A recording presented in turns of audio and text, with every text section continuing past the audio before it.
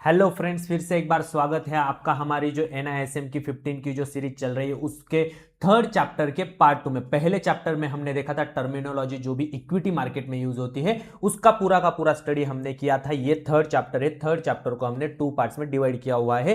अगर आपने पहला चैप्टर पार्ट नहीं देखा तो वहां पे जाके आप हमारे चैनल पे देख सकते हो, जिसमें हमने इक्विटी मार्केट में जो भी टर्मिनोलॉजी यूज की जाती है उन सबका स्टडी किया था। और ये अब हमारा सेकेंड पार्ट है जिसमें आज हम देखेंगे terminology use in depth market की। डेप्थ मार्केट में अलग अलग ऐसी कौन सी टर्मिनोलॉजी है वो हम देखेंगे, और उसके बाद टाइप्स ऑफ अलग अलग जो बॉन्ड्स होते हैं वो हम यहां पे देखने की कोशिश करेंगे। तो चलो शुरू करते हैं हमारा चैप्टर। ओके, तो व्हाट इज डेप्थ कैपिटल। तो सबसे पहले हम समझने की कोशिश करते हैं कि डेप्थ कैपिटल मतलब क्या होता है। Okay, companies borrow money either from a banks और बाय इशूइंग डेप्थ securities bond debenture to the investor. मतलब क्या, सबसे इंपॉर्टेंट मैं आपको समझाने की सिंपली समझाने की कोशिश करता हूं। जब भी कंपनी को किसी भी पैसे की जरूरत होती है किसी भी ऑपरेशन के लिए, मान लो कंपनी को एक्सपेंशन करना है, मान लो कंपनी को नई फैक्ट्री लगानी, तो कंपनी को पैसे की जरूरत होती है, तब कंपनी के पास दो ऑप्शंस होते हैं। ओके, तो सबसे पहला ऑप्शन होता है कंपनी को कि डेप्थ ले। ओके, और एक ऑप्शन होता है कि इक्विटी से पैसा ले। ओके, इक्विटी मतलब क्या, फिर स्टॉक मार्केट से जो भी इक्विटी इशू करके कंपनी फिर वहां पे पैसा ले सकती है, जिसमें कंपनी अपने शेयर्स इन्वेस्टर्स में बांटती है। ओके, तो अब ये डेप्थ भी जो होता है, ये डेप्थ एक तो कंपनी बैंक से ले सकती है।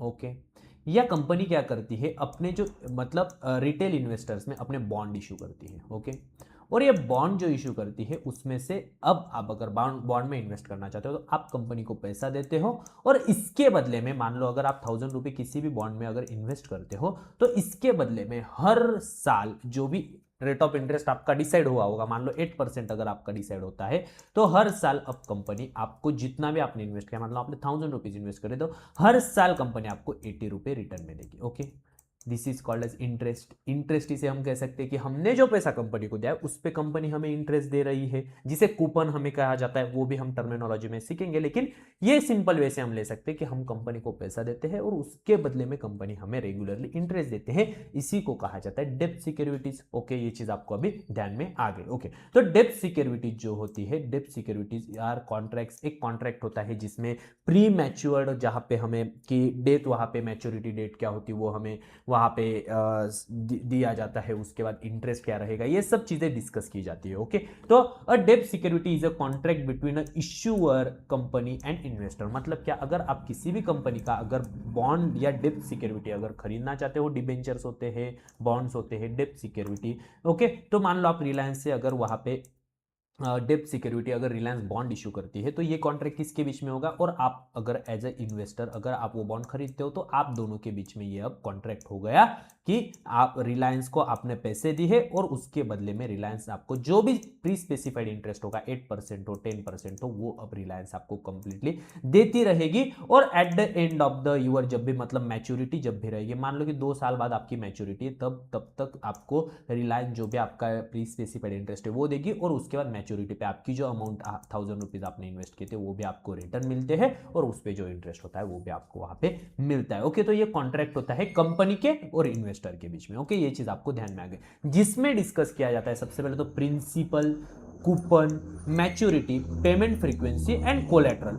जब अगर कोई कोलेट्रल वहां पे है तो वो भी डिस्कस किया जाता है। तो यही चीजें हम समझने की कोशिश करेंगे कि ये हर एक चीज क्या होती है, ये हम समझने की चैप्टर में कोशिश करेंगे। ओके, अब दो टाइप्स ऑफ डेप्थ होते हैं, एक तो होता है सिक्योर डेप्थ होता है और एक होता है अनसिक्योर डेप्थ। तो सिक्योर डेप्थ मतलब क्या, back by company asset in case of a default asset can be sold and repay investor. Secured मतलब क्या, सिक्योर्ड मतलब किसी ना किसी एसेट के जरिए उसे सिक्योर किया जाता है। मतलब क्या, मैं आपको समझाने की कोशिश करता हूं। मान लो कंपनी के पास 1000 करोड़ के अगर एसेट्स पड़े हुए हैं, और अगर कंपनी अगर डेप्थ सिक्योरिटी अगर इश्यू करती है तो ये जो एसेट्स होते हैं ये इसकी बैकिंग हो गई, इस पे सिक्योर्ड है। मान लो अगर कंपनी बैंक करप्ट हो जाती है, कल अगर कंपनी बंद पड़ जाती है, तो ये एसेट सेल करके जो भी इन्वेस्टर्स होंगे उनका पैसा रिटर्न किया जाएगा। ओके, ये हो गई सिक्योर्ड, मतलब कोई ना कोई एसेट की उससे बैकिंग है।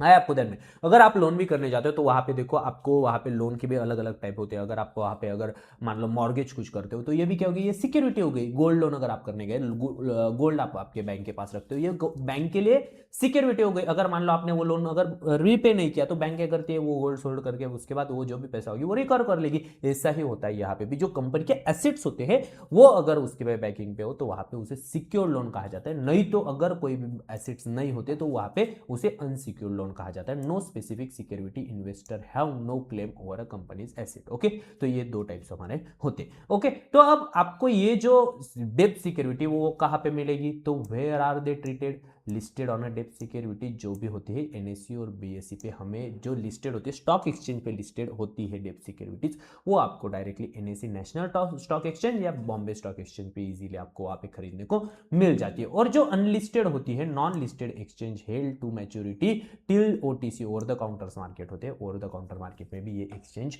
होते हैं। अगर आरबीआई की अगर आप देखो तो आरबीआई का खुद का आरबीआई रिटेल डायरेक्ट ऐप है, जहां पे जाके आप इजीली डायरेक्टली गवर्नमेंट से डेब्ट सिक्योरिटीज खरीद सकते हो। अलग अलग बॉन्ड्स के आप आपको मिल जाएंगे मार्केट में, जहां पे जाके आप इजीली डेब्ट सिक्योरिटीज खरीद सकते हो। ओके, तो टर्मिनोलॉजी जो होती है अलग अलग, वो अब हम समझने की कोशिश करते हैं। तो सबसे पहले जैसे हमने फेस वैल्यू, ये कंसेप्ट हमने इक्विटी में भी देखी थी और यहाँ पे भी ये कंसेप्ट है कि फेस वैल्यू। सबसे पहले फेस वैल्यू मतलब क्या, द नॉमिनल और पे वैल्यू ऑफ अ डेब्ट security, it represent the amount borrowed. Okay, मतलब क्या कि मान लो अगर आप किसी कंपनी की डेब्ट सिक्योरिटीज में 1 लाख रुपए अगर इन्वेस्ट कर रहे हो, ओके, तो ये 1 लाख जो भी कंपनी बोरो कर रही है, ये हो गई फेस वैल्यू कि टोटल वैल्यू।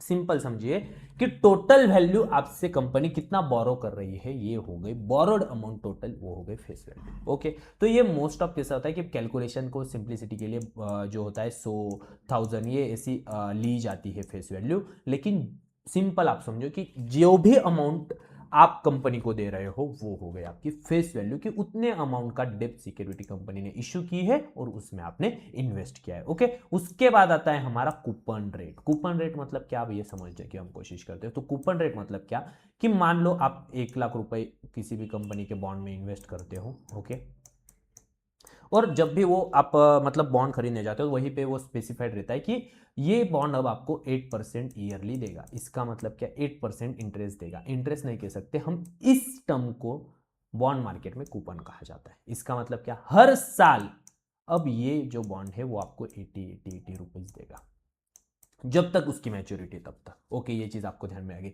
मतलब जो इंटरेस्ट हम हमारी जो भी अमाउंट है इन्वेस्टेड उस पे कमा रहे हैं, उसे कहा जाता है कूपन अमाउंट। सिंपल। ओके, कुछ कॉम्प्लिकेटेड करने की जरूरत ही नहीं है, सिंपल रखते हैं हम सब चीजें। ओके, तो जो भी हम उस पे मतलब हमें कंपनी रिपे करती है और जो भी अमाउंट हमें उस पे मिलता है उसे हम कूपन कहते हैं। ओके, ये चीज आपको ध्यान में आ गई। द फिक्स्ड इंटरेस्ट रेट, यहां पे हम देख सकते हैं कि the fixed interest rate, okay just a minute, ये क्या हो गया, ठीक है, okay, the fixed interest rate paid periodically on the face value, की जो भी फेस वैल्यू होती है उस पे जो भी आपको इंटरेस्ट रेट पे किया जाएगा उसे आप कूपन कहते हो। ओके, मान लो अभी ये देखो कूपन रेट अगर 8.24% है, अगर आप 1000 रुपीज अगर इन्वेस्ट करते हो तो 8.24% मतलब क्या, 82.40 रुपीज आपको पर ईयर वहां पे कंपनी देगी। ये होगा कूपन रेट, इसे कहा जाता है। ओके, गवर्नमेंट सिक्योरिटीज गवर्नमेंट पे कूपन सेमी एन्युअली। तो अब इंडिया में कैसा होता है मैं आपको समझाने की कोशिश करता हूँ कि इंडिया में अगर आप कोई भी गवर्नमेंट सिक्योरिटी अगर आप खरीदते हो, कोई भी गवर्नमेंट डेप्ट अगर आप खरीदते हो डेप्ट सिक्योरिटी, तो वो आपको सेमी एन्युअली कूपन देगी। मतलब मान लो अगर वो 8% अगर आपको ईयरली दे रही है तो सिंपली डिवाइडेड बाय 2, मतलब 6 महीने में अब आपको वो 4% देगी। सिंपल इतना ही होता है, बाकी कुछ नहीं। ओके, तो जो गवर्नमेंट सिक्योरिटी या जीसेक जिसे हम कहते हैं, जीसेक अगर इंडिया में आप इशू करते हैं, इशू अगर कोई भी होती है वो अगर आप लेते हो तो वहां पे आपको एन्युअली नहीं तो सेमी एन्युअली, मतलब साल में 2 बार आपको इंटरेस्ट मिलेगा, जो भी इंटरेस्ट रेट आपका ईयरली होगा उस पे। लेकिन क्या इंटरेस्ट रेट ईयरली 8% है, लेकिन डिवाइडेड बाय 2, मतलब 2 बार मिलेगा, इसलिए डिवाइडेड बाय 2, तो 2 टाइम आपको वो मिलेगा। एक टाइम 50% और सेकेंड टाइम आपको 50% वो इंटरेस्ट मिलेगा। ओके, तो ये चीज आपको ध्यान में लो, ये एक स्टैंडर्डाइज पूरा इंडिया में अगर आप कोई भी गवर्नमेंट सिक्योरिटी अगर लॉन्ग टर्म बॉन्ड में अगर इन्वेस्ट करते हो किसी भी डेब्ट सिक्योरिटी में, तो वहां पे आपको इंटरेस्ट सेमी एनुअली मिलता है। ठीक है, ओके।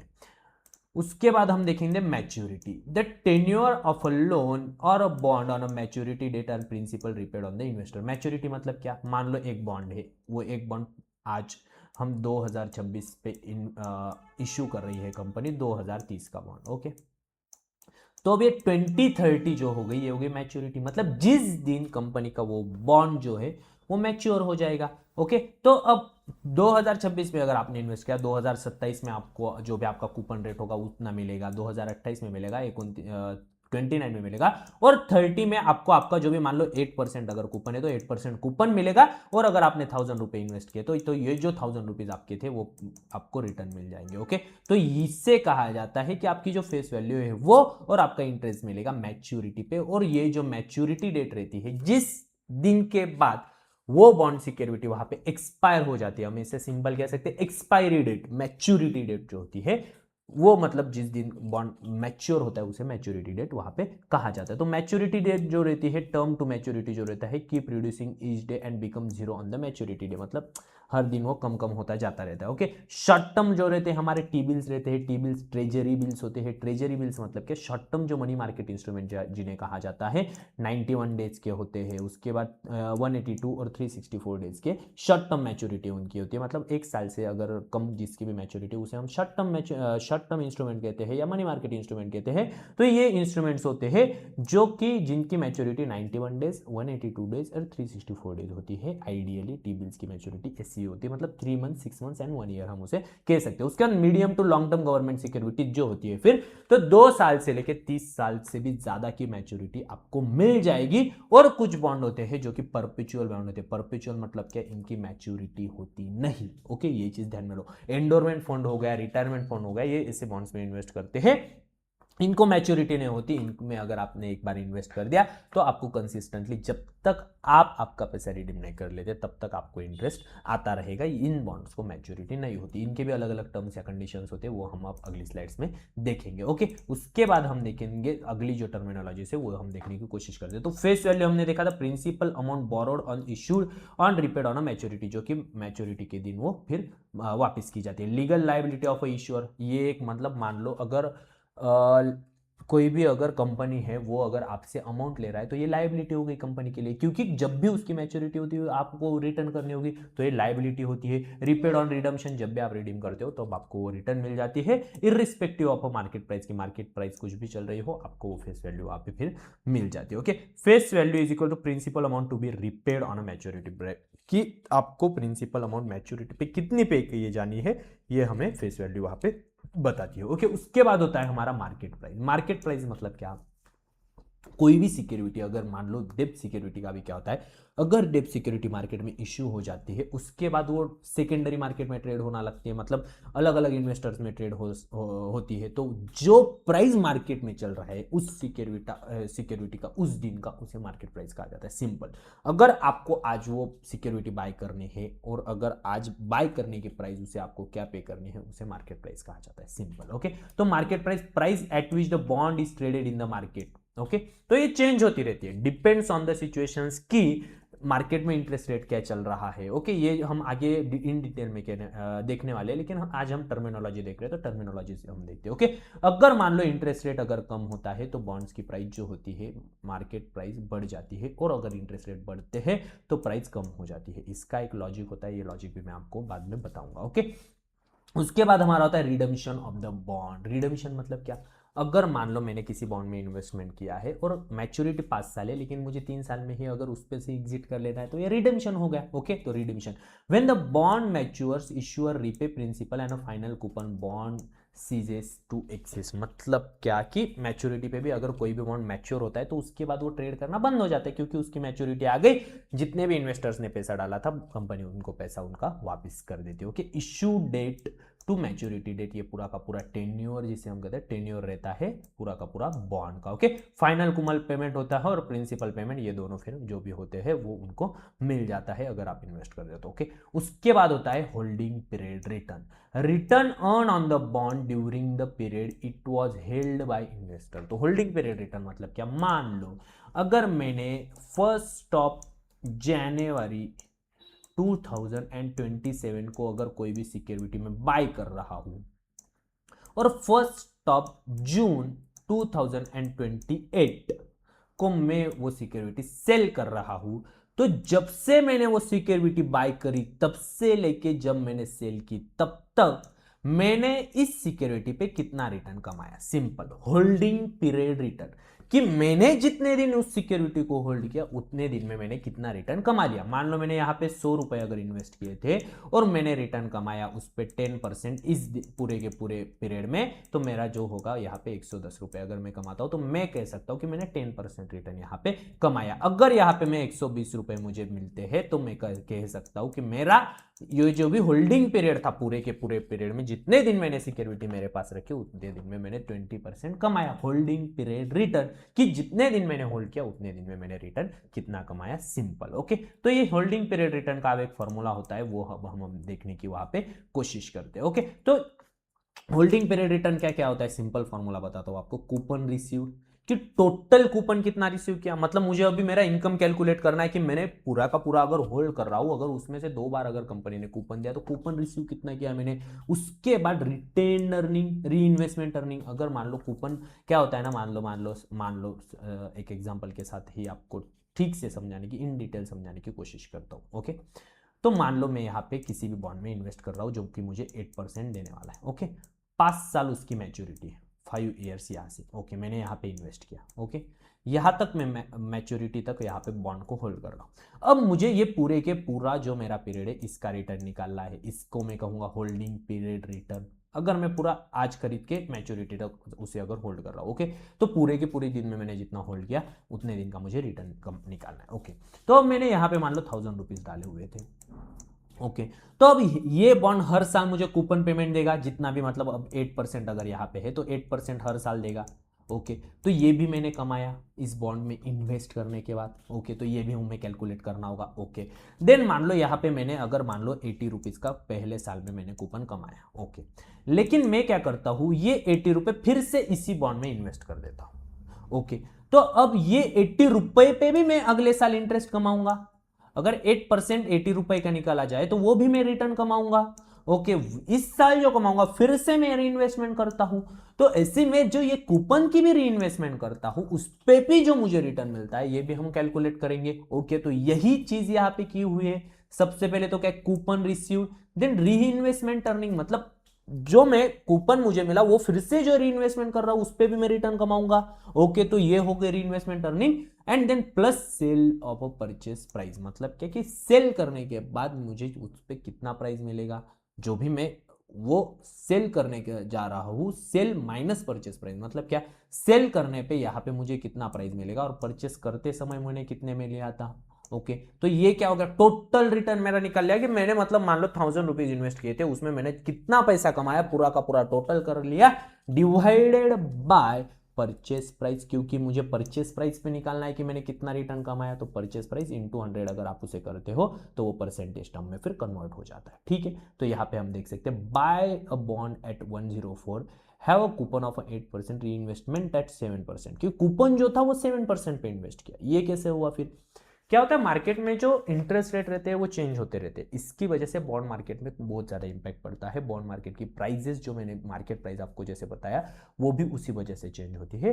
तो मान लो जब मैंने बॉन्ड खरीदा तब 8% का मार्केट में इंटरेस्ट रेट था, तो 8% पे मुझे बॉन्ड मिल गया। लेकिन जब मैं मेरा कूपन री इन्वेस्टमेंट करने जा रहा हूं तब मार्केट में शायद 7% का ही इंटरेस्ट रेट चल रहा हो, तो मुझे 7% पे इन्वेस्ट करना होगा। ओके, तो ये चीज ध्यान में लो। ओके, सेल एट 1010, तो आफ्टर 1 ईयर, तो इसका पूरा रिटर्न क्या होगा, सबसे पहले इसका रिटर्न क्या होगा ये हम समझने की कोशिश करते हैं। सबसे पहले ये 8 रुपीज तो मेरा रिटर्न हो गया। ओके, ये 8 आ गया। ओके, अब ये 8 में अगर फिर से इन्वेस्ट करता हूं उस पर 7% का मैं रिटर्न कमाने वाला हूं। ओके, ये देखो 8 इंटू 7%, मतलब यहाँ पे 7% प्लस प्लस प्लस क्या कि 110 पे मैंने बाय किया था और 104 पे मैंने सोल्ड किया, नहीं 110 पे मैंने सेल किया, माइनस जो मेरी परचेसिंग प्राइस थी वो मैंने माइनस कर दी, डिवाइडेड बाय 104, क्योंकि मैंने 104 पे अगर बाय किया था तो 104 पे मैंने कितना रिटर्न कमाया ये मैं निकाल रहा हूं, तो 14% का रिटर्न कमाया, ये हम यहाँ पे कह सकते हैं। ओके ओके, अब हाउ एचपीआर वर्क्स। ओके,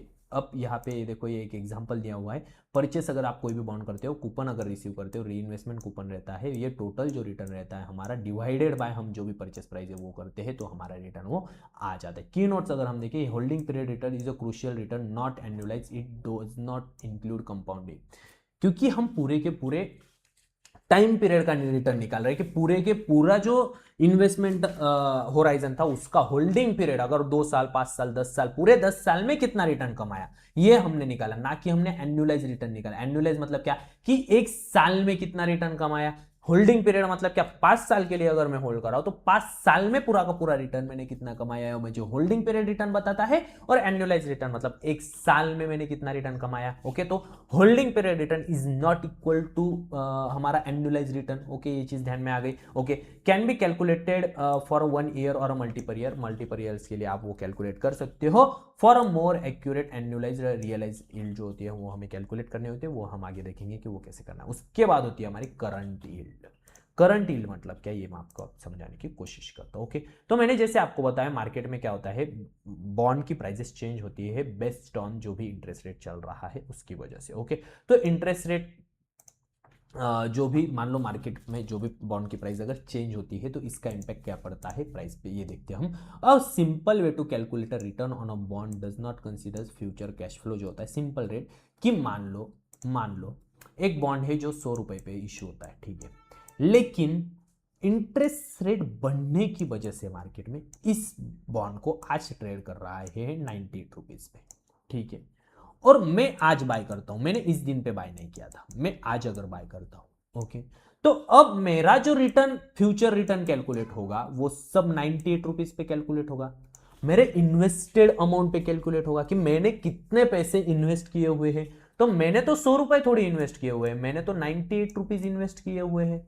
तो मेरा कैलकुलेशन में किस पे करूंगा, 98 पे करूंगा कि 98 रुपीज पे मैंने कितने पैसे बनाए।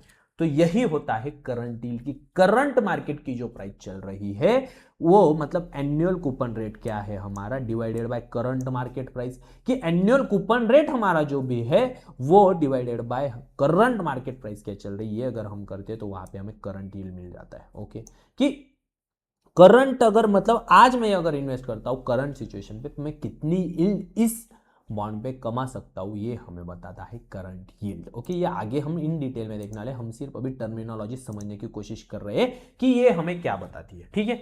उसके बाद होता है हमारा यील्ड टू मैच्योरिटी, मतलब क्या, rate of return earned if the bond is held till maturity as coupon are reinvested on the same rate. मतलब क्या, सिंपल मैं आपको समझाने की कोशिश करता हूं कि मान लो अगर आपने जिस दिन बॉन्ड इश्यू होता है उस दिन खरीदा और अगर आप उसकी मैच्योरिटी तक अगर उसे होल्ड करते हो तो जो भी रिटर्न आप कमाते हो उसे कहा जाता है YTM या यील्ड टिल मैच्योरिटी। सिंपल, कि जिस दिन इश्यू हुआ वहां से खरीद के मैच्योरिटी तक अगर हमने होल्ड किया जो रिटर्न हम कहेंगे वो रहेगा हमारा यील्ड टिल मैच्योरिटी। अगर मैंने बीच में अगर वो बेच डाला तो वो जो भी रियलाइज रिटर्न होगा वहां पे मैं फिर वो कैलकुलेट कर सकता हूँ, ये हो जाती फिर realised yield. Okay, realised yield मतलब क्या, return earn when the bond is held for a period less than a maturity. मतलब मान लो मैंने एक साल में बॉन्ड अगर मान लो मैं यहाँ पे इन्वेस्ट करता हूँ बॉन्ड में और इस बॉन्ड की जो मैच्योरिटी है 5 साल है। ओके, अगर मैं यहां से इन्वेस्ट करके यहां तक रुकता हूं तो ये हो गई यील्ड टिल मैच्योरिटी, जो भी रिटर्न में कमाऊंगा वो। और अगर मान लो मैंने यहां पे इन्वेस्ट किया और फर्स्ट ईयर का मैंने लिया, सेकेंड ईयर में मैंने उस पर एग्जिट कर दिया because of any reason. Okay, तो अब ये जो मेरा कैलकुलेशन होगा ये होगा मेरा फिर रियलाइज्ड रिटर्न, की 2 साल में मैंने कितना पैसा कमाया, यही होता है फिर रियलाइज्ड यील्ड। अगर आप पहले बॉन्ड अगर बेच डालते हो तो वहां पे आपको फिर रियलाइज्ड यील्ड होता है। ओके, उसके बाद होता है हमारा duration. Okay, measures the weighted average time to receive back the money invested, indicates interest rate risk. Okay, ये समझाने की आपको थोड़ा सा डिटेल में ड्यूरेशन समझने की हम कोशिश करते हैं, ठीक है। मान लो मैंने 1000 रुपीज एक बॉन्ड में इन्वेस्ट किए। ओके ओके, तो अब ड्यूरेशन क्या बताता है कि ये जो मेरे 1000 रुपीज मेरे इन्वेस्टेड है ये रिकवर करने में मुझे कितना समय लगेगा। ओके, मान लो अगर बॉन्ड 10% ईयरली दे रहा है, ओके, तो मुझे कितना समय, फर्स्ट ईयर मुझे 100 रुपीज का कूपन मिलेगा, सेकेंड ईयर 100 का मिलेगा, थर्ड ईयर मुझे 100 का मिलेगा। ओके, नॉर्मल ऐसा अगर मैं कैलकुलेशन करूं तो 10 साल में मैं पूरा का पूरा कूपन मेरा जो भी रीइन्वेस्ट अमाउंट है वो मैं ये कर सकता हूँ। ये उससे कम होगा, ये कैलकुलेशन अलग होता है, ये चीज़ ध्यान में मतलब, क्योंकि ये जो 100 रुपये हमने यहाँ पे लिए ये भी री इन्वेस्टमेंट होंगे। ओके, उसका भी फिर इंटरेस्ट वहाँ पे बनेगा, तो ये 10 साल से तो कम ही होगा। ओके, तो ये मतलब ये सिर्फ मैं सिंपल वे से बताने के लिए आपको बता रहा हूँ कि मैंने फिर 10 साल में ये जो मेरे ₹1000 थे, ये पूरा का पूरा रिकवर कर लिया। ओके, तो ये वेटेड एवरेज जो होता है, वेटेड एवरेज तरीके से जो हम टाइम निकालते हैं उसी को कहा जाता है ड्यूरेशन, कि कितने साल में मैं मेरी जो इन्वेस्टेड अमाउंट है वो मैं रिकवर कर पा रहा हूं उस बॉन्ड में। ओके, ये क्या हो गया फिर ड्यूरेशन, ये चीज ध्यान में लो। ठीक है, तो ड्यूरेशन फिर दो होते हैं, टाइप्स ऑफ ड्यूरेशन होते हैं, एक होता है Macaulay duration, weighted average time of a cash flow, and एक होता है modified duration, measure sensitivity of a bond price of a interest rate changes. तो ये जो होता है मकॉले ड्यूरेशन क्या होता है हमारा, ये जो भी कैश फ्लो का टाइम है वो मेजर करता है कि हम कितने दिन में फिर हमारा जो भी इन्वेस्टेड अमाउंट है वो रिकवर कर पाएंगे। और मॉडिफाइड ड्यूरेशन क्या होता है, मान लो मार्केट में अगर 8% का इंटरेस्ट रेट चल रहा है, मान लो ये 8% से 9% का इंटरेस्ट रेट अगर हो जाता है, ओके, तो इसका बॉन्ड प्राइस पे क्या असर गिरेगा, क्या असर बॉन्ड प्राइस पे होगा। तो इसका असर अगर सिंपल वे से मैं देखूं, अगर बॉन्ड प्राइस मार्केट में बढ़ते हैं, ये आपको बता देता हूं मैं, अगर बॉन्ड प्राइस बढ़ेंगे तो जो प्राइस सॉरी अगर इंटरेस्ट रेट अगर बढ़ता है तो बॉन्ड प्राइस कम होंगे, और अगर इंटरेस्ट रेट घटता है तो बॉन्ड प्राइस बढ़ेंगे। ओके, इनका inversely proportional to each other होते हैं। क्या, बॉन्ड प्राइस नहीं, बॉन्ड प्राइस सेकेंड इसमें आएगा। इंटरेस्ट रेट सबसे पहले, इंटरेस्ट रेट का चेंज बॉन्ड प्राइस पे होता है, interest rate and inversely proportional to bond price. मतलब क्या, इंटरेस्ट रेट बढ़ेगा तो बॉन्ड प्राइस गिरेगा, और इंटरेस्ट रेट घटेगा तो बॉन्ड प्राइस बढ़ेगा। ये क्यों होता है, इसका एक्सप्लेनेशन आगे आने वाले चैप्टर्स में हम डिटेल में करने वाले। ओके, तो ये चीज अभी के लिए ध्यान में रखो कि हम ये होता है कि बॉन्ड प्राइस चेंज होता है, इंटरेस्ट रेट जैसे भी मूव करेगा उसके बेसिस पे। ठीक है, तो इसी के लिए होता है फिर मकॉले ड्यूरेशन। क्या होता है फिर मकॉले ड्यूरेशन, ये बताता है मान लो अगर 1% से इंटरेस्ट रेट अगर बढ़ता है तो बॉन्ड प्राइस में कितना चेंज होता है। बॉन्ड प्राइस 2% से बढ़ता है, 3% से बढ़ता है, 5% से बढ़ता है, कितना एग्जैक्ट चेंज कितना होगा बॉन्ड प्राइस में, ये हमें बताएगा मकॉले ड्यूरेशन, मॉडिफाइड ड्यूरेशन। और मकॉले ड्यूरेशन हमें पूरा का पूरा जो पीरियड होता है वो कैलकुलेट कैसे करना है वो बताता है। तो मकॉले ड्यूरेशन का ये फॉर्मूला है। और मॉडिफाइड ड्यूरेशन क्या होता है, Macaulay duration divided by 1+y, मतलब y मतलब होता है हमारा यील्ड टिल मैच्योरिटी होता है वहां पे। Okay, high modified duration is equal to higher sensitivity of a price interest rate change. मतलब हाई मॉडिफाइड ड्यूरेशन अगर ज्यादा रहता है तो इसका मतलब ये होता है कि सेंसिटिविटी जो है बॉन्ड की इंटरेस्ट रेट चेंज होने की वजह से वो ज्यादा होती है। ठीक है, okay. What affects the duration, तो ड्यूरेशन को क्या क्या अफेक्ट करता है, टाइम टू मैच्योरिटी। ओके, इसका मतलब क्या, हाइयर मैच्योरिटी अगर रहा तो ड्यूरेशन वहां पे ज्यादा रहेगा। ओके, इंटरेस्ट रेट रिस्क होती है वहां पे ज्यादा। लोअर मैच्योरिटी अगर रहता है तो ड्यूरेशन कम रहता है, इंटरेस्ट रेट रिस्क भी वहां पे कम होती है। कूपन रेट इफेक्ट करते हैं, लोअर कूपन जो अगर रहा तो ड्यूरेशन ज़्यादा रहेगा, इंटरेस्ट रेट ज़्यादा रहेगा। हायर कूपन अगर रहेगा तो ड्यूरेशन कम रहेगा। सिंपल वे से मैं आपको समझाने की कोशिश कर रहा हूँ कि मान लो 100 रुपये में आप इन्वेस्ट करते हो और इंटरेस्ट रेट 8% अगर चल रहा है तो मतलब आपको कितना, 8 रुपीज़ हर साल मिलेंगे। ठीक है, और यहीं पे इंटरेस्ट रेट ज़्यादा मतलब 10% अगर चल रहा है तो 10 रुपीज़ आपको हर साल मिलेंगे। तो आप कहाँ पे आपका पैसा जल्दी रिकवर कर सकते हो, यहाँ पे कि यहाँ पे। सिंपल आप कह सकते हो कि यहाँ पे, क्योंकि यहाँ पे मुझे 10 रुपीज मिल रहे हैं। तो ये क्या हो गया, इंटरेस्ट रेट। तो इंटरेस्ट रेट अगर कूपन रेट अगर ज्यादा हुआ तो इसका मतलब ड्यूरेशन क्या हुआ, कम होगा, जल्दी में मेरा पैसा रिकवर कर सकता हूँ। ओके, यही चीज वहां पे बताने की कोशिश की है। ओके, ठीक है, ये होता है। और यील्ड जो होती है, लोअर यील्ड जब अगर रहती है तो ड्यूरेशन ज्यादा रहता है, और हाइयर यील्ड मतलब ड्यूरेशन कम रहता है। यील्ड मतलब वही कि कूपन हमारा जब हम बॉन्ड परचेस करते हैं तब क्या होता है। ओके, तो कीप कंपैरिजन अगर हम करें तो करंट यील्ड मतलब coupon divided by current market price. तो simple, but ignores future cash flow. ये फ्यूचर कैश फ्लो नहीं, आज अगर मैं इन्वेस्ट करता हूं तो आज मुझे उससे कितना रिटर्न में जनरेट कर सकता हूं वो बताता है। यील्ड टिल मैच्योरिटी मतलब अगर मैं स्टार्टिंग से लेके एंडिंग तक, मैच्योरिटी तक अगर होल्ड करता तो मुझे कितना मिलेगा। होल्डिंग पीरियड रिटर्न अगर हम देखें तो होल्डिंग पीरियड रिटर्न, जितने दिन में होल्ड कर रहा हूं उसका रिटर्न क्या है, पूरा पूरा। रियलाइज यील्ड, अगर मैं जल्दी अगर बॉन्ड सेल कर देता हूं तो तब तक मैं कितना पैसा उस बॉन्ड से कमा सकता हूं। और ड्यूरेशन मतलब measure interest rate risk on the bond. Okay, तो की टेकअवेज अगर इस स्लाइड से हम देखें तो bond returns depends on the coupon price, tenure, interest rate. Bond का जो भी डिपेंड्स रहता है, बॉन्ड का जो भी रिटर्न है वो डिपेंड्स किस पे, कूपन क्या है, मैच्योरिटी क्या है, और बाकी सब इंटरेस्ट रेट क्या चल रहा है। Yield till maturity is best when you hold till maturity, अगर आप मैच्योरिटी तक कोई भी बॉन्ड अगर होल्ड कर दे तो YTM आपका अच्छा रहेगा। Realise yield is used when you exit before maturity, maturity के बिफोर अगर आप वहां पे एग्जिट करते हो तो वहां पे YTM होगा। और duration helps you understand how risky the bond is to interest rate change, की ड्यूरेशन आपको हेल्प करता है कि अगर इंटरेस्ट रेट चेंज होता है तो उसका इंपैक्ट बॉन्ड की प्राइस पे क्या होगा। ओके, उसके बाद हम अब देखेंगे टाइप्स ऑफ बॉन्ड्स। तो अलग अलग टाइप्स ऑफ बॉन्ड्स होते हैं, अब वो अलग अलग टाइप्स ऑफ बॉन्ड्स हम देखने की अब कोशिश करते हैं। ओके, तो सबसे पहले होते हैं हमारे zero coupon bonds. Zero coupon bonds आपको यहां पे देख के ही पता चल रहा होगा, नाम में ही हम समझ जा सकते हैं कि जीरो कूपन बॉन्ड। तो कूपन मतलब क्या है, जो हम हर साल जो इंटरेस्ट देते हैं उसे कूपन कहा जाता है। जीरो कूपन मतलब क्या, कि ये बॉन्ड कूपन नहीं देते, सिंपल। तो आप कहोगे हम इनमें इन्वेस्ट क्यों करें भाई, बताता हूं। तो जो ZCB होते हैं, ZCB जिन्हें कहा जाता है जीरो कूपन बॉन्ड, वो डिस्काउंट पे इश्यू होते हैं। मतलब क्या, फेस वैल्यू अगर उस बॉन्ड की है 100 रुपीज, 100 रुपीज मतलब क्या, कि मैच्योरिटी पे ये वैल्यू आपको मिलेगी। तो ये डिस्काउंट पे इश्यू होते हैं, मतलब क्या, कि ये बॉन्ड इश्यू होगा 90 रुपीज को। ओके, और जब ये मैच्योरिटी पे होगा, जब ये मैच्योर हो जाएगा तब आपको 100 रुपीज मिलेगी। तो आपको ये कूपन नहीं देगा। जैसे हमने देखा कि नॉर्मल बॉन्ड में क्या होता है, हमें जो कूपन रेट डिसाइड होता है वो कूपन रेट मिलता है, लेकिन यहां पे आपको कूपन नहीं मिलता। ये क्या होते हैं, सिंपली डिस्काउंट पे इश्यू होते हैं, और जो भी फेस वैल्यू होती है वो आपको मैच्योरिटी पे दे देते हैं। तो ये जो अंदर का 10 रुपीज हुआ, ये हो गया आपका रिटर्न। जो भी होगा 10 रुपीज मतलब वो 10%, 10 पॉइंट समथिंग समथिंग परसेंट होगा, 10.1% होगा वो, ये होगा आपका इस बॉन्ड पे रिटर्न।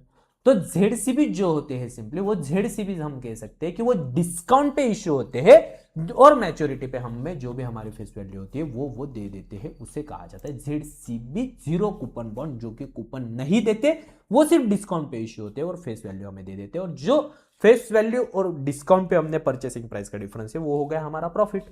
ओके, यही चीज यहाँ पे कोशिश की हुई है समझाने की पूरी की पूरी। ओके, उसके बाद अगर हम ZCB के अगर एग्जाम्पल्स वहां पे ले, तो वहां पे हम ले सकते हैं कि मनी मार्केट इंस्ट्रूमेंट्स में ZCB अगर हम देखें तो ट्रेजरी बिल्स हो गया, कमर्शियल पेपर हो गया, सर्टिफिकेट ऑफ डिपॉजिट हो गया, इनकी जो मैच्योरिटी होती है ये लेस देन 1 ईयर होती है। इनको मनी मार्केट इंस्ट्रूमेंट्स भी कहा जाता है, ये इंस्ट्रूमेंट्स को। हाँ, ओके।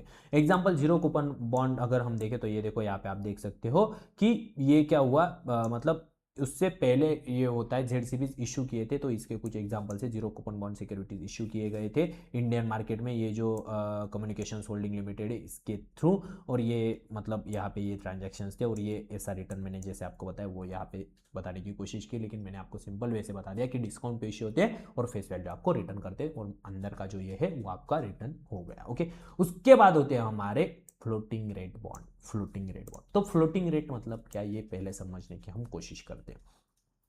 नॉर्मल बॉन्ड जो होता है, मान लो हमने इन्वेस्ट किया नॉर्मल बॉन्ड में 100 रुपए पे, 8% अगर हमारा, भाई चलो हमारा 8% अभी फिक्स है, ये हमें मैच्योरिटी तक फिक्स मिलता रहेगा, nothing. Okay okay, normal bond. अब फ्लोटिंग रेट बॉन्ड क्या होता है, मार्केट में इंटरेस्ट रेट कम या ज्यादा होता रहता है, ठीक है। तो ये कम या ज्यादा इंटरेस्ट रेट जो है, तो इसका बेनिफिट हमें लेना होता है, ठीक है।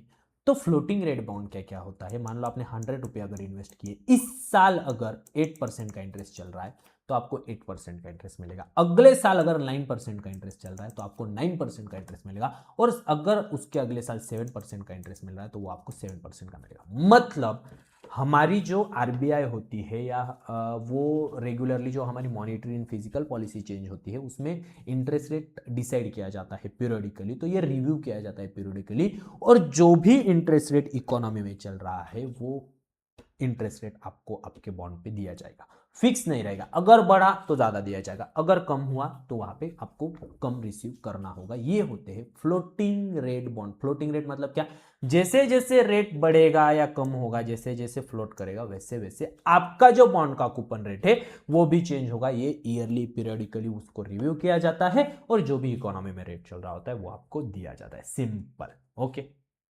इतना ही सिंपल होता है। तो यही एक्सप्लेनेशन यहाँ पे दिया गया है। एक बेंचमार्क डिसाइड किया जाता है कि एक रेपो रेट हो गया, इन्फ्लेशन इंडेक्स हो गया, ऐसा बेंचमार्क वहाँ पे डिसाइड किया जाता है कि ये बेंचमार्क रहेगा, इसका रेट जो भी चल रहा होगा वो फिर हम देंगे, ऐसा होता है। कूपन रेट पीरियडिकली जो होता है एवरी 6 मंथ्स में उसे फिर रिव्यू किया जाता है, और जो भी इकोनॉमी में रेट चल रहा होगा वो आपको मिलेगा। और payment reflect current market rates, तो आज के जो मार्केट रेट्स होंगे वो आपके पेमेंट में वहाँ पे फिर रिफ्लेक्ट होते हैं। ओके, उसके बाद आते हैं हमारे कन्वर्टिबल बॉन्ड्स। नाम में ही आपको समझ में आ रहा है, अगर आपने फर्स्ट सेकंड चैप्टर अगर देखा होगा तो वहां पे भी हमने ये सिक्योरिटीज के बारे में थोड़ा सा स्टडी किया था, कन्वर्टिबल सिक्योरिटीज। तो यही हो गई कन्वर्टिबल बॉन्ड्स।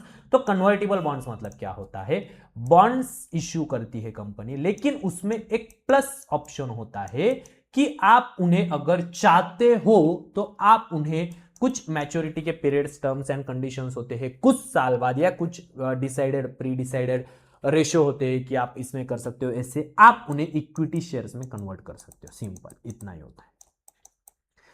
तो बॉन्ड आप ले रहे हो, लेकिन अगर आप चाहते हो को तो आपके पास राइट है कि आप उसे इक्विटी में कन्वर्ट कर सकते हो, इसीलिए उन्हें कहा जाता है कन्वर्टिबल बॉन्ड्स, कन्वर्टिबल। ओके, तो अर्न कूपन, जब तक वो बॉन्ड में आप रखते हो तब तक वो कूपन अर्न करेगा, और अगर आप उसे कन्वर्ट करते हो तो उसके बाद इक्विटी शेयर की तरफ वो बिहेव करने लगेगा। तो कन्वर्टिबल डेट जो हो गया वो सब आपका मतलब प्री स्पेसिफाइड रहता है। कन्वर्जन रेशो की एक बॉन्ड के बदले में आपको कितने शेयर मिलेगी, एक कन्वर्जन रेशो जो होता है ये प्री डिसाइडेड होता है। कन्वर्जन प्राइस प्री डिसाइडेड होती है, proportion to be converted to equity, ये सब प्री डिसाइडेड होता है, और अगर आप चाहते हो तो वहां पे आप फिर कन्वर्ट कर सकते हो। एडवांटेजेस अगर हम देखें इश्यूअर के लिए, तो lower coupon rate than a pure डेप्थ। तो क्या होता है यहाँ पे आपको एक एज ए इन्वेस्टर आपको एक प्लस पॉइंट मिलता है, प्लस एडवांटेज मिलता है। तो यहाँ पे जो कूपन रेट होता है as compare to normal boyfriend कम होता है। Okay, no repayment of a principal at maturity, की प्रिंसिपल्स पे कोई भी मैच्योरिटी की जरूरत नहीं, अगर आप कन्वर्ट कर लेते हो तो आपको वो इक्विटी में ट्रांसफर हो जाएगा। रेज डेप्थ plus potential equity in future, ये कौन इशू करता है, मैं आपको बताने की कोशिश करता हूँ कि मान लो कोई कंपनी है जिसमें रिस्क ज्यादा है, तो इन्वेस्टर वहां पे इक्विटी शेयर डायरेक्टली इन्वेस्ट नहीं करते, रिटेल इन्वेस्टर। तो ऐसे समय में कंपनीज क्या करती है, पहले बॉन्ड्स इशू करती है, कन्वर्टिबल बॉन्ड्स, जहां पे आपका रिटर्न जो होता है वो कंसिस्टेंट होता है, तो आप वहां पे बॉन्ड लेने के लिए उतना मतलब वहां पे risk as compare to equity आपका कम होता है। लेकिन जैसे जैसे कंपनी मैच्योर होने लगी, अच्छे ऑपरेशंस करने लगी, तो फिर आप वहां पे कन्वर्ट कर सकते हो, दोनों का बेनिफिट फिर वहां पे ले सकते हो। Okay, disadvantage dilution of existing share holder stake, मतलब क्या डाइल्यूजन होता है, एग्जिस्टिंग जो शेयर होल्डर है वो बढ़ जाते हैं, फिर ईपीएस और बाकी जो भी चीजें होती है उस पर उसका इंपैक्ट पड़ता है, ये हम इन डिटेल आगे देखेंगे। ओके, एडवांटेजेस फॉर इन्वेस्टर्स क्या होता है, अर्न कूपन इनकम इनिशियली, जब पहले पहले कंपनी जब स्टार्टिंग फेज में अगर आप उसमें इन्वेस्ट करना चाहते हो पहले, तो आपको कूपन मिलता है, तो कूपन तो फिक्स होता है, तो आपको आप पे रिस्क कम होता है। ओके, उसके बाद potential capital appreciation after conversion in equity, अगर आप इक्विटी में ट्रांसफर करते हो तो उसके बाद पोटेंशियल एप्रिसिएशन आपको मिल सकता है, और मे अर्न डिविडेंड्स इन फ्यूचर, की इक्विटी का वो एक ये है कि आप वहाँ पे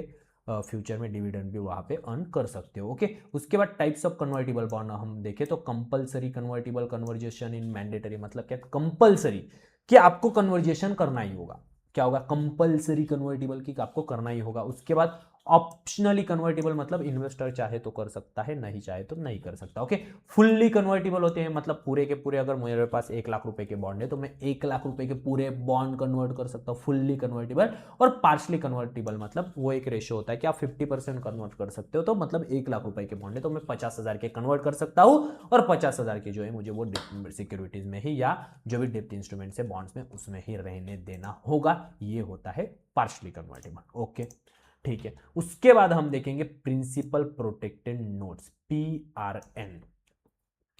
पीआरएन ये भी एक थोड़ा सा कॉम्प्लिकेटेड प्रोडक्ट हम कह सकते हैं, लेकिन एक कॉमन प्रोडक्ट इंडियन मार्केट में है, जो मैं आपको समझाने की कोशिश करता हूं। A structure product that protects your principal if held till maturity with potential of higher return, कि ये जो प्रोडक्ट होता है ये आपको इक्विटी और डेप्थ दोनों का कॉम्बिनेशन देने की कोशिश करता है, लेकिन यहां पे जो आपका इनिशियल कैपिटल आप इन्वेस्ट करते हो ये प्रोटेक्टेड रखने की ये कोशिश करते हैं। ये कैसे, मैं आपको अभी समझाने की कोशिश करता हूं। मान लो आप किसी भी बॉन्ड में, इस बॉन्ड में अगर पीआरएन में, आरपीएन में, sorry PPN, sorry principal protected bond, yes PPN में अगर 100 रुपए अगर आप इन्वेस्ट करते हो, ओके, तो ये क्या करेगा ना, मान लो 10% के इंटरेस्ट रेट अगर मार्केट में चल रहा है, तो ये क्या करता है, आपके 90 रुपए जो है ना वो आपके सिक्योरिटी, मतलब सिक्योर मतलब डेप्थ इंस्ट्रूमेंट्स में इन्वेस्ट करेगा, ताकि एक साल बाद क्या होगा, ये 90 रुपए बढ़ के 100 रुपीज हो जाए। ठीक है, इसका मतलब आपकी जो इनिशियल कैपिटल है, इनिशियल कैपिटल 100 रुपीज, वो यहां पे प्रोटेक्टेड हो गई। उसको कुछ प्रॉब्लम नहीं है क्योंकि उस पर कम रिस्क लिया गया है, वो बॉन्ड में इन्वेस्ट की गई है, जो कि बढ़ के एक साल बाद 101%, मतलब 100% तो मैंने कह सकता, लेकिन अगर वो बॉन्ड अच्छा है तो वो 100 रुपीज हो जाएगी। ठीक है, और सेकेंड जो आपके अभी 10 रुपये बचे हैं, इस 10 रुपीज से फिर इक्विटी या डेरिवेटिव मार्केट का एक्सपोजर लिया जाता है। इसका मतलब क्या, इक्विटी या डेरिवेटिव मार्केट में क्या होता है, रिस्क ज्यादा होती है लेकिन रिटर्न का पोटेंशियल भी ज्यादा होता है। ओके, तो इसका मतलब आपको ये डेब्ट और इक्विटी दोनों का पोटेंशियल दे रहा है, लेकिन लेकिन लेकिन यहां पे जो आपका कैपिटल है वो कंप्लीटली प्रोटेक्टेड है, इसीलिए इसे कहा जाता है जो आपकी प्रिंसिपल अमाउंट है वो प्रोटेक्टेड की जाती है, और बाकी का जो है वो आपके ज्यादा आपकी इक्विटी का एक्सपोजर आपको दिया जाता है ताकि आपका रिटर्न वहां पे अच्छा हो सके। ओके, ये चीज आपको ध्यान में आ गई। ठीक है, उसके बाद होता है हमारा inflation protected securities. Inflation protected आपको दाम में ही समझ में आ गया, design to protect investor from a eroding impact of inflation. Inflation मतलब क्या, अगर आपको पता नहीं, इन्फ्लेशन भी मैं आपको समझाने की कोशिश करता हूं। मान लो आप लास्ट ईयर अगर आप देखो तो पेट्रोल के दाम क्या चल रहे थे, 100 रुपए पर लीटर। आज अगर आप पेट्रोल लेने जाओ तो 111 रुपए लीटर चल रहा है, और अगले साल अगर आप लेने जाओगे तो 120 रुपए लीटर ही चलेगा, मतलब नियरली अबाउट दैट। तो ये जो प्राइजेस बढ़ती हुई जा रही है किसी भी सिक्योरिटीज की, या सिक्योरिटी नहीं कह सकते हम, किसी भी प्रोडक्ट की, इसी को कहा जाता है इन्फ्लेशन। मतलब इकोनॉमी में हर साल कुछ ना कुछ प्राइजेस में बढ़ोतरी होती है, इसे इन्फ्लेशन कहा जाता है। ओके, तो अब मान लो आपके आइडियल आपने कुछ 100 रुपए अगर बैंक में रखे हुए हैं, तो यहाँ पे आप 1 लीटर पेट्रोल खरीद सकते थे, लेकिन यहाँ पे आप अब कितना खरीद सकते हो, 0.90 या 99 समथिंग, और यहाँ पे आप 0.80 समथिंग लीटर पेट्रोल आप खरीद सकते हो, यहाँ पे 1 लीटर। तो ये क्या होगा, ये आपकी परचेसिंग पावर कम हो रही है। ओके, कि आपके पैसे 100 रुपए तो वही 100 रुपए है, लेकिन आपकी जो परचेसिंग पावर है, जिससे आप कल 1 लीटर पेट्रोल पिछले साल खरीद सकते थे, इससे आज आपको 1 लीटर पेट्रोल नहीं मिलेगा। ओके, तो ये क्या हो गया, आपके 100 रुपए की परचेसिंग पावर कम हो रही है। ओके, इसीलिए ये बॉन्ड्स इशू किए जाते हैं, जिन्हें कहा जाता है इन्फ्लेशन प्रोटेक्टेड बॉन्ड, जो कि अगर आप उनमें इन्वेस्ट करते हो तो एक प्रिंसिपल एडजस्टेड फॉर इन्फ्लेशन, जो आपका प्रिंसिपल होता है वो एडजस्ट किया जाता है इन्फ्लेशन के हिसाब से, कि अगर आप इन्वेस्ट करते हो और 10 साल बाद अगर आप उसमें से अगर रिडीम्शन लेते हो तो वहां पे आपकी जो आज का इन्फ्लेशन रेट चल रहा है उसे कंपेयर किया जाता है, तब की इन्फ्लेशन रेट जो भी होगा उसके साथ, और उसके हिसाब से आपका जो फिर प्रिंसिपल होता है उसे एडजस्ट किया जाता है। ओके, तो fixed real coupon rate applied, एक fixed real coupon rate applied होता है at maturity, higher for face value and principal. तो प्रिंसिपल जो होता है बाकी का, उससे फिर हमारा जो मतलब इन्फ्लेशन होता है उसके साथ फिर एडजस्ट किया जाता है। ओके, तो both principal and index are adjusted for inflation. Wholesale price index WPI, wholesale price index एक होती है जो कैलकुलेट की जाती है इन्फ्लेशन कैलकुलेशन के लिए, हम आगे इंडेक्सेस के इसमें देखेंगे उसे इन डिटेल में, तो वो एज ए बेंचमार्क वहां पे रखा जाता है, और gives positive return, real return even a higher inflation. अगर इन्फ्लेशन किसी इकोनॉमी में बहुत ज़्यादा है तो वहाँ पे ये बॉन्ड फिर आपको वहाँ पे हेल्प करते हैं। ओके, ये चीज़ आपको ध्यान में रखना है। ठीक है, उसके बाद foreign currency bond. Foreign currency bond मतलब क्या, bonds issued in the country currency different from the issuer's home currency. मतलब क्या, इंडिया में कोई बॉन्ड इशू हो रहा है, इंडिया में, ओके, करेंसी कौन सी है लेकिन, कौन सी करेंसी है लेकिन, डॉलर या यूरो। ओके, इसमें अगर कोई भी बॉन्ड इंडिया में इश्यू हो रहा है, इंडिया में, हमारी करेंसी कौन सी है, रुपी, ठीक है, तो वो कहा जाता है फॉरेन करेंसी बॉन्ड। मतलब बाहर की करेंसी का बॉन्ड अगर हमारे यहाँ पे इन्वेस्ट हो रहा है, इश्यू हो रहा है, तो उसे फॉरेन करेंसी बॉन्ड कहा जाता है, सिंपल। ओके, उसके बाद एक्सटर्नल बॉन्ड्स या यूरो बॉन्ड भी जिसे कहा जाता है, एक्सटर्नल बॉन्ड या यूरो बॉन्ड। ओके, तो यूरो बॉन्ड मतलब क्या, bonds issued in the currency different from a currency of a country in which it issued. मतलब इंडिया ने यूरो बॉन्ड इशू किया कुवैत में, मतलब कुवैत की होम करेंसी कौन सी है, जो भी उनकी होंगी उसके अलग करेंसी से, मतलब यूएस में मैं डॉलर से नहीं कर रहा हूं, यूएस में मैं रुपी से इशू कर रहा हूं या यूरो से इशू कर रहा हूं, तो उसे कहा जाता है यूरो बॉन्ड, या उसी को कहा जाता है एक्सटर्नल, मतलब एक्सटर्नल करेंसी से अगर कोई भी कर रहा है इशू तो उसे एक्सटर्नल या यूरो बॉन्ड वहां पे कहा जाता है। ओके, तो अदर इंपॉर्टेंट क्लासिफिकेशंस अगर हम देखें कोई भी बॉन्ड के, तो बेस्ड ऑन सिक्योरिटी होता है कि सिक्योर बॉन्ड या अनसिक्योर बॉन्ड, जैसे मैंने आपको बताया। उसके बाद होता है बेस्ड ऑन अ कन्वर्टिबिलिटी की कन्वर्टिबल बॉन्ड्स होते हैं एंड नॉन कन्वर्टिबल बॉन्ड्स होते हैं। कन्वर्टिबल तो हमने देखे कि जो कन्वर्ट कर सकते हैं हम इक्विटी में, और नॉन कन्वर्टिबल मतलब उनमें ऑप्शन नहीं होता इक्विटी में कन्वर्ट करने का। Okay, and based on maturity, maturity का अगर हम देखें तो शॉर्ट टर्म बॉन्ड जिसे कहते हैं हम, 1 साल से कम अगर किसी भी मैच्योरिटी है तो उसे शॉर्ट टर्म बॉन्ड कहा जाता है, या मनी मार्केट इंस्ट्रूमेंट भी हमें कहते हैं। मीडियम टर्म अगर हम देखें तो 1 साल से लेकर 10 साल तक अगर किसी भी सिक्योरिटी की या बॉन्ड की मैच्योरिटी है तो उसे मीडियम टर्म बॉन्ड कहा जाता है, और 10 साल से ज्यादा अगर किसी भी सिक्योरिटी की बॉन्ड की मैच्योरिटी है तो उसे लॉन्ग टर्म बॉन्ड वहां पे कहा जाता है। ओके, तो समरी कंपैरिजन अगर हम देखें तो टाइप्स ऑफ बॉन्ड्स अगर हम देखें तो पीपीएन जो होते हैं उसमें करेंसी एज एप्लीकेबल जो हमारी रहती है वो भी, प्रिंसिपल प्रोटेक्शंस यहाँ पे आपको रहता है, एक्सपोजर जो होता है इक्विटी डेरिवेटिव का थोड़ा बहुत जो ऊपर काउंट लेते हैं उसमें, एंड मेन रिस्क रहती है इनकी क्रेडिट रिस्क जो होती है वो। ओके, इन्फ्लेशन प्रोटेक्टेड बॉन्ड अगर देखें आईएनआर में ये होते हैं, प्रिंसिपल प्रोटेक्टेड रहता है और इन्फ्लेशन इंडेक्स का रिस्क रहता है। ठीक है, उसके बाद फॉरेन करेंसी बॉन्ड अगर हम देखें तो अलग करेंसी में इश्यू होते हैं, प्रिंसिपल प्रोटेक्टेड वहां पे उसका ये नहीं होता, और lower interest rate currency risk वहां पे रहती है। अगर डॉलर के प्राइजेस अगर चेंज हो गए तो उसका आपके करेंसी पे डायरेक्टली इंपैक्ट पड़ेगा। एक्सटर्नल बॉन्ड का भी सेम होता है। और मसाला बॉन्ड मतलब क्या, अगर इंडियन रुपी का बॉन्ड अगर बाहर कंट्री में कोई भी, मान लो यूएस में अगर इंडियन रुपी का बॉन्ड हम इशू कर रहे हैं, कुवैत में इंडियन रुपी का अगर बॉन्ड इशू कर रहे हैं तो उसे मसाला बॉन्ड कहा जाता है। मतलब इंडियन रुपी का बॉन्ड अगर बाहर किसी भी कंट्री में अगर इश्यू होता है तो उसे मसाला बॉन्ड वहां पे कहा जाता है। ओके, उसके बाद हम देखेंगे परपेचुअल बॉन्ड्स। परपेचुअल मतलब क्या, जिन्हें एक्सपायरी डेट नहीं होती उन्हें परपेचुअल बॉन्ड कहा जाता है, सिंपल। ओके, ऐसे भी बॉन्ड होते हैं क्या, हाँ होते हैं। Okay, what are perpetual bonds, issue raise fund through bond, no maturity date, maturity date नहीं रहती, इन्वेस्टर रिसीव पीरियोडिक कूपन, तो इन्वेस्टर जो रहता है पीरियोडिक कूपन उसे मिलते रहते। तो इनमें इन्वेस्ट कौन करेगा, आप मुझे बोले, जो एंडोरमेंट फंड होते हैं। आपने कोई स्कॉलरशिप देखी होगी तो आपको क्या लगता है वो स्कॉलरशिप हर साल देते रहते हैं, वो पैसा उनके पास कैसे आता है, तो वो क्या करते हैं, एक बार ही उन्होंने कुछ तो अमाउंट अभी इन्वेस्टेड करके रख दिया है, अब उस पर जो भी ईयरली इंटरेस्ट आता है वो स्कॉलरशिप में उसे बांट देते हैं, सिंपल।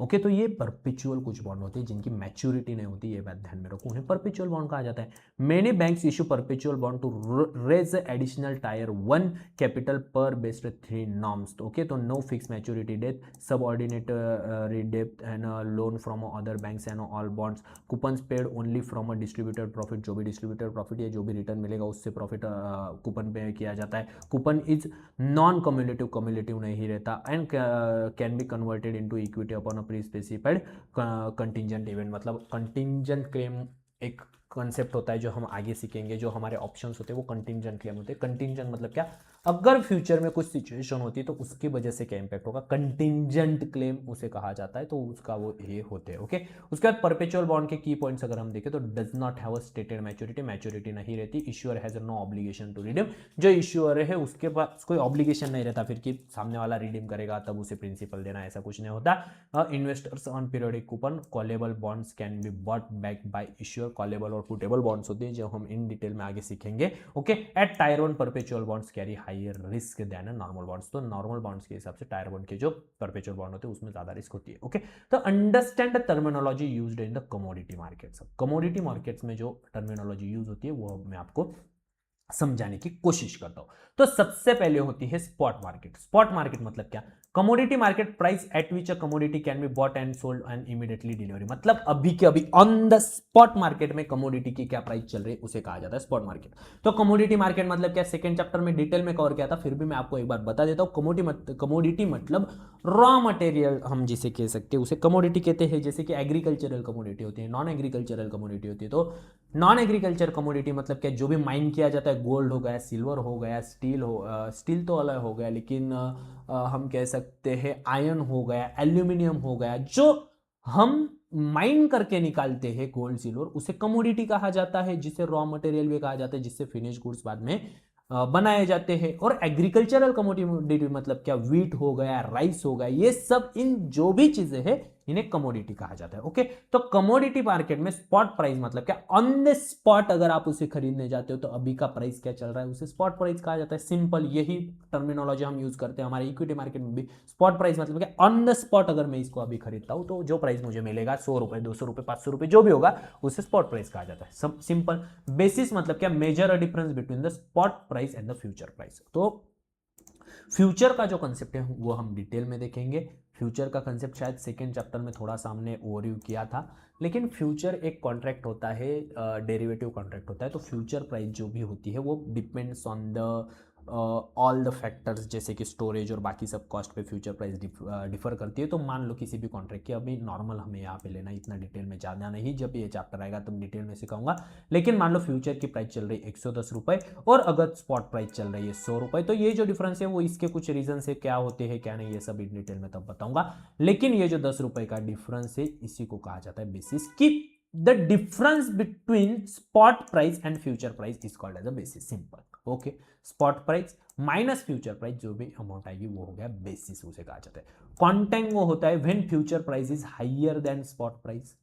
फ्यूचर की जो प्राइस है वो अगर स्पॉट प्राइस से ज्यादा है, स्पॉट प्राइस से फ्यूचर प्राइस अगर ज्यादा है तो उसे कॉन्टेंगो कहा जाता है, उस ऑप्शन को। ओके, उस फ्यूचर कॉन्ट्रैक्ट को कॉन्टेंगो कहा जाता है। Market aspects the spot price is go up in a near future, मतलब इसका एक्सपेक्टेशन ये रहता है, मार्केट का एक्सपेक्टेशन अगर कॉन्टेंगो चल रहा है तो ये है कि इन फ्यूचर इस जो भी सिक्योरिटी, गोल्ड हो, सिल्वर हो, कुछ भी कमोडिटी, इसकी प्राइस बढ़ेगी। ओके, अगर स्पॉट प्राइस जो है हमारा वो अगर ज्यादा रहता है फ्यूचर से, मतलब कि यहाँ पे स्पॉट प्राइस 100 है, 90 रुपए अगर फ्यूचर का प्राइस चल रहा होता है, अगर कम होता है तो उसी को कहा जाता है बैकवर्डेशन, मतलब जो स्पॉट प्राइस है वो कम है, तो इसका मतलब कि फ्यूचर में उस कमोडिटी के प्राइसेस गिरने की संभावना है, गारंटी कहीं पे भी मार्केट में होती नहीं। इस पे कौन से फैक्टर्स अफेक्ट करते हैं ये हम बाद में देखेंगे। उसके बाद होता है cost of carry. Cost of carry मतलब क्या, cost involve in carrying the commodity from a spot price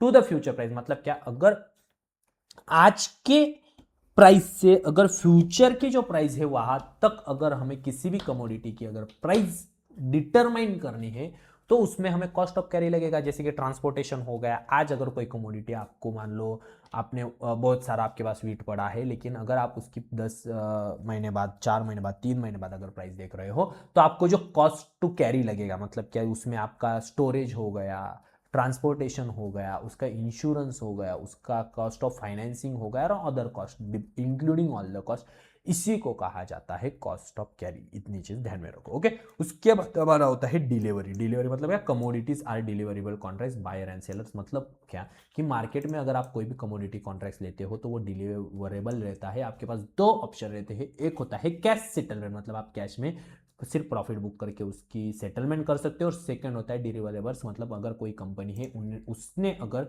किसी फार्मर के साथ एक कॉन्ट्रैक्ट किया है कि 3 महीने बाद हम 5,000 टन इतना इतना माल आपसे वीट लेंगे, तो ये डिलीवरेबल कॉन्ट्रैक्ट हो गया कि 3 महीने बाद इस फार्मर को ये डिलीवरी करनी है, उस जो भी उसका प्राइस होगा उसमें। या हमारे जैसे, मतलब अगर कोई ट्रेडर है या इन्वेस्टर है फ्यूचर का, तो वो क्या करते हैं, कई लोग कैश सेटलमेंट कर लेते हैं कि सिर्फ कैश में उसको सेटलमेंट कर लेते हैं, लेकिन जो कमोडिटी मार्केट होता है उसमें डिलीवरी होती है। तो अगर सामने वाला अगर चाहे तो डिलीवरी अगर वो मांगता है तो वहाँ पे डिलीवरी देने होते हैं, और उसी को डिलीवरी वहाँ पे हमारे मार्केट में, कमोडिटी मार्केट में कहा जाता है। ओके, इसके बाद इस जो चैप्टर हमारा था थर्ड चैप्टर, जो फर्स्ट पार्ट में हमने देखा, सेकेंड पार्ट में देखा, दोनों पार्ट इसके साथ हम खत्म करते हैं और इसके जो सैंपल्स क्वेश्चन है वो अब हम स्टडी कर लेते हैं। Okay, a bond is issued at the face value of 100 and a coupon of 10%, the interest rate in the market have increase substantially, the bond is likely to quote. तो मैंने आपको सिंपल बताया था, यहाँ पे क्या बताया गया कि 100 रुपए का कोई बॉन्ड इश्यू हुआ है, अगर मार्केट में इंटरेस्ट रेट बढ़ते हैं तो बॉन्ड की प्राइस पे क्या इंपैक्ट पड़ेगा, ठीक है, या फेस वैल्यू क्या इंपैक्ट पड़ेगा। तो मैंने आपको सिंपली बताया था, interest rate are inversely proportional to price, bond की प्राइस गिरेगी। अगर मान लो ये जो इंटरेस्ट रेट है वो कम होता तो क्या होता, बॉन्ड की प्राइस बढ़ जाती। सिंपल। ये क्यों, इसकी भी टर्मिनोलॉजी मैं आगे बताने वाला हूँ आपको, डोंट वरी अबाउट दैट, पर आपके लिए इतना ध्यान रखो कि ये इनवर्सली प्रोपोर्शनल होती है। ओके ठीक है, तो यही पे ये at the price above face value की ज़्यादा तो नहीं रहेगी, नहीं एट द फेस वैल्यू, नहीं एट द प्राइस इशूड अलॉस, no at the price below की अगर इंटरेस्ट रेट बढ़ते हैं तो हमारी जो प्राइस रहेगी वो कम रहेगी। ठीक है, सिंपल। वाई, ये देखो यहाँ पे भी ये दिखा है मार्केट इंटरेस्ट राइज इंक्रीजली, तो ये इनवर्सली प्रोपोर्शनल रहता है, तो जो बॉन्ड होते हैं वो बॉन्ड की प्राइस वहाँ पे गिरती है। ठीक है, उसके बाद calculate the enterprise value of referring to the given information. तो ये एंटरप्राइज वैल्यू वाला जो था हमारा पार्ट 1 में जो हमने कवर किया था, उसमें एंटरप्राइज वैल्यू मैंने इन डिटेल में कवर किया है, जहाँ पे हमने इक्विटी टर्मिनोलॉजी कवर की थी। तो वहाँ पे आप जाके अगर पार्ट 1 नहीं देखा तो थर्ड चैप्टर का पार्ट 1 अगर नहीं देखा तो आप वहाँ पे जाके देख सकते हो। लेकिन ये क्वेश्चन हमारे चैप्टर के लास्ट में होते हैं, तो ये चैप्टर खत्म हुए ये आया हुआ है। तो इंटरप्राइज वैल्यू का जो हमने कैलकुलेशन वहां पे किया था कि टोटल जो भी कंपनी के पास एसेट्स और बाकी सब चीज़ें वो हम टोटल करते हैं और उसमें से कैश और कैश इक्विपमेंट हम डिडक्ट करते हैं। ओके, आपके रेफरेंस के लिए तो ये यहाँ पे वही किया हुआ है, कैलकुलेट करने को बोला है। तो मार्केट कैपिटलाइजेशन दिया हुआ है 10 लाख रुपए, तो सबसे पहले हम क्या करेंगे, मार्केट कैप अगर 10 लाख लिया है तो 10 लाख ले लेंगे, प्लस टोटल डेप दिया हुआ है तो डेप भी हम वहाँ पे ऐड करते हैं, तो 3 लाख का डेप्थ हुआ, तो टोटल कंपनी की वैल्यू कितनी हुई, फिर 13 लाख रुपए हो गए। लेकिन लेकिन लेकिन कंपनी के पास कैश पड़ा हुआ है 4 लाख, तो कैश और कैश इक्विपमेंट हम इसमें से माइनस करते हैं, तो 4 लाख हम इसमें से माइनस करेंगे और यहाँ पे हो जाएगा 9 लाख रुपए जो है वो इंटरप्राइज वैल्यू यहाँ पे हो जाएगी। तो यहाँ पे हम आंसर में देख सकते हैं 9 लाख हमारी इंटरप्राइज वैल्यू, ये करेक्ट आंसर हमारा यहाँ पे है। अगर इक्विटी का पार्ट आपने नहीं देखा तो वहां पे जाके आप देख सकते हो। तो नेक्स्ट वीडियो में चैप्टर 4 देखेंगे, हमने जो भी थर्ड चैप्टर के दोनों पार्ट थे वो हमने कवर कर लिए। अगर आपने पहले 3 चैप्टर नहीं देखे तो वो आप चैनल पे जाके इजीली वहां पे देख सकते हैं। और अगली सीरीज तो चलती रहेगी और उसके बाद आपसे सैंपल क्वेश्चन 2-3 सैंपल क्वेश्चन हम जो NISM लेवल की डिफिकल्टी लेवल और बाकी सब रहते हैं वो सब हम कर लेंगे इन डिटेल में, आगे भी पूरा कोर्स में करने वाला हूँ। तो अभी तक अगर आपने सब्सक्राइब नहीं आया तो सब्सक्राइब जरूर कर दो, लाइक करो वीडियो को अगर आपको पसंद आया हो। अगर आपको कोई फ्रेंड अगर NISM की तैयारी कर रहा तो उसके साथ भी शेयर कर लो, क्योंकि नॉलेज बांटने से बढ़ता है। तो मिलते हैं अगले वीडियो में, तब तक के लिए happy learning, happy investing. Bhupendra Gangurde signing off.